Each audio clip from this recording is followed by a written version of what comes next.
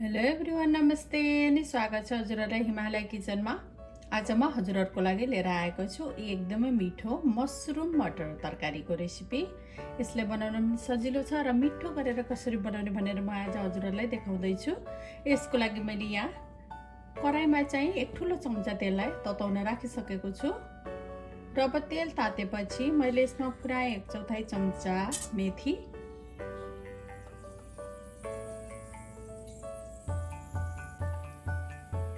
र अब मैले यसमा पुरा आधा सानो चम्चा जिरा,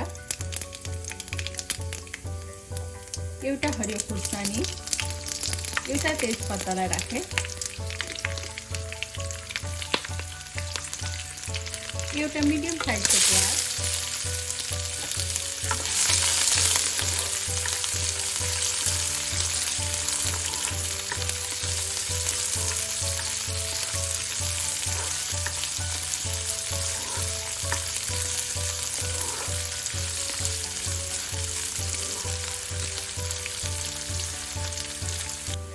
प्याज यतिको भएपछि मैले यसमा राखेँ आधा सानो चम्चा बेसार, आधा सानो चम्चा काश्मिरी रातो खुर्सानीको धुलो,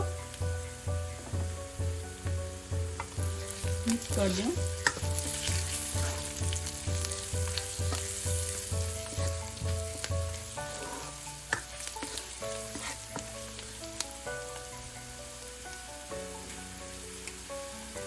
र यति बेला राखेँ मैले एउटा मिडियम साइजको टमाटर, नुन राखेँ, टमाटर राखेर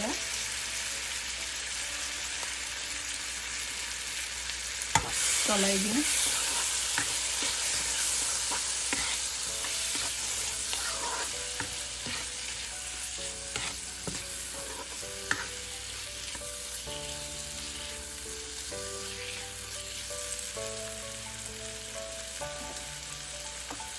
अब थोरै पानी राखेँ मैले टमाटर छिटै गलोस् भन्नको लागि। अब यसलाई छोपेर टमाटर राम्ररी गलुन्जेलसम्म पकाउनु पर्छ।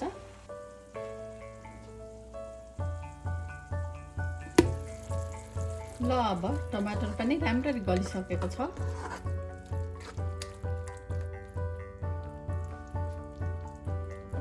यति बेला म यसमा राख्दैछु एक ठुलो चम्चा दही। यसरी दही राख्दा ग्रेभी एकदमै मिठो हुन्छ। अब यसलाई लो हिटमा यसरी एकछिन चलाउनु पर्छ।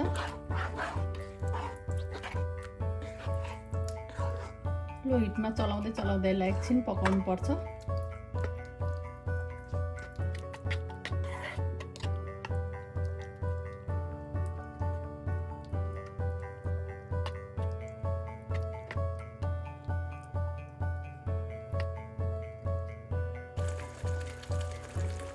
ल अब दही राखेर यो उम्लिन थालिसकेको छ ग्रेभी।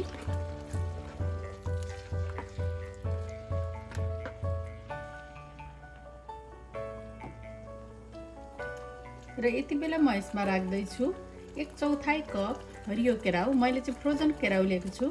फ्रेस लिएर पनि बनाउन सकिन्छ। फ्रेसलाई चाहिँ भिजाएर अनि हल्का बोइल गरेर यसमा राख्न सकिन्छ।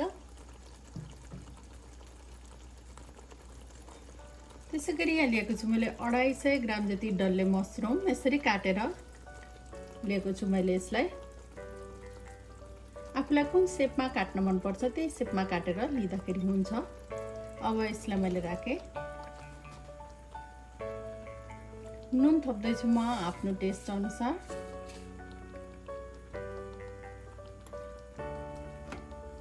अब मिक्स गरिदिउँ।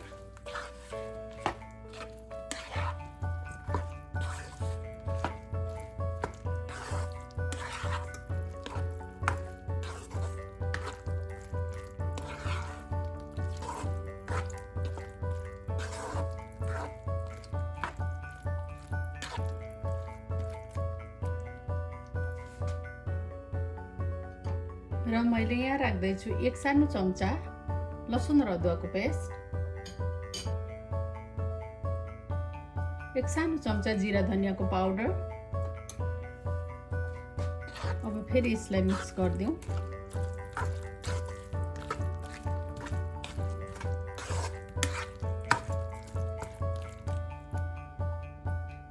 र यति बेला म यसमा राख्दैछु 1 सानो चम्चा घिउ। हामीले बटर राख्दा पनि हुन्छ।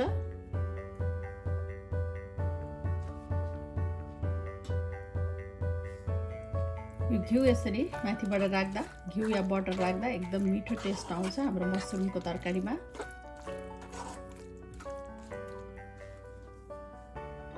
अब म यसमा राख्दैछु थोरै पानी। म चाहिँ आज हल्का ग्रेभी टाइपको बनाउँदैछु यसलाई, त्यसैले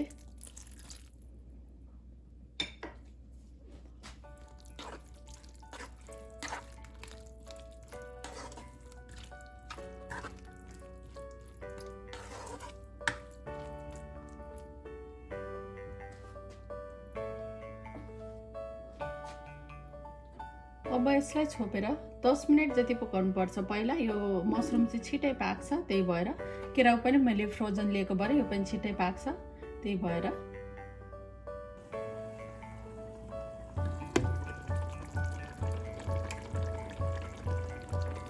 ल मटर मसरुम तरकारी चाहिँ पाकिसकेको छ। यसलाई धेरै बेर पनि पकाउनु हुँदैन, धेरै बेर पकायो भने पनि मिठो हुँदैन त्यति साह्रो। र यति बेला मैले यसमा राखेँ 1/4 चम्चा गरम मसला, 1/4 चम्चा कसुरी मेथी र थोरै हरियो धनियाँको पत्ता मिक्स गरिदिउँ। अब 1 मिनेट जति यसलाई यतिकै पकाउँ।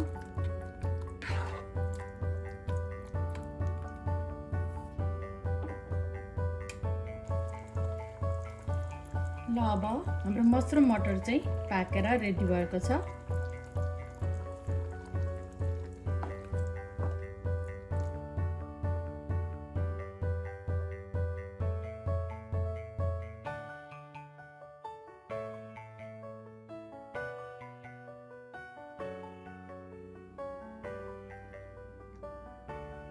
ल अब यसरी मसरुम मटर ग्रेभी चाहिँ बनेर खानको लागि रेडी भएको छ। हजुरहरू पनि यसै गरी मसरुम र मटर करी बनाएर तरकारी बनाएर खानलाई अवश्य पनि ट्राई गर्नुहोला। एकदमै मिठो हुन्छ, सजिलो हुन्छ, छिट्टै तयार पनि हुन्छ, छिट्टै पाक्छ। हस् त यो मिठो मसरुम मटर तरकारीको रेसिपी हजुरहरूलाई राम्रो लाग्यो भने हाम्रो भिडियोलाई लाइक, कमेन्ट, सेयर गरिदिनु होला। यस्तै रेसिपीहरूको लागि हाम्रो च्यानललाई सब्सक्राइब पनि गरिदिनु होला। सब्सक्राइब गरिसकेपछि नजिक रहेको नोटिफिकेसन बेललाई पनि अवश्य पनि क्लिक गरिदिनु होला।